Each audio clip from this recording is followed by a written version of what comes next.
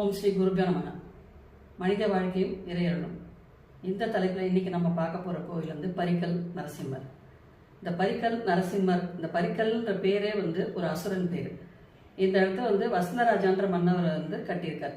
இவர் கோவில் கட்டும்போது இந்த பரகலாசுரன்ற அசுரன் வந்து ரொம்ப தொந்தரவு கொடுத்துருக்கான். அப்போ அவர் வந்து குருவோட உபதேசத்தினால அந்த இடத்துல வந்து சுவாமியை நோக்கி தவம் பண்ணியிருக்கார். கடுமையான தவத்தில் வந்து நரசிம்மர் வந்து அந்த பரகலாசுரனை வதம் பண்ணி இவர் மேற்கொண்டு அந்த கோவிலை கட்டி முடிக்க அருள் பண்ணியிருக்கார். அப்போ அந்த உக்கிரமாக அவர் இருக்கும்போது அவரை வந்து சாந்தப்படுத்துறதுக்காக லட்சுமி தேவி வந்து மடியில் உட்காந்து அவர் சாந்தமாயிருக்கார். அப்போது வந்து மன்னன் வந்து அவர்கிட்ட கேட்டாராம், இந்த இடத்துக்கு வந்து அந்த அசுரன் பேரையே வைக்க சொல்லி. அப்போ பரிக்கல்னு பேர் வச்சு வந்தது அப்படின்ற ஒரு வழக்கம் இருக்குது. இப்போ இங்கே இன்னொரு வழக்கம் என்னென்னா, எஞ்சில் எண்ணெயால் தீபம் ஏற்றிட்டு நவதானியத்தை வந்து பூசிட்டு அவள் பேப்பரில் வந்து ஒரு தன்னுடைய இன்னல் என்ன அப்படிங்கிறத எழுதி வச்சுட்டு வர்றது ஒரு வழக்கமாக இருக்குது.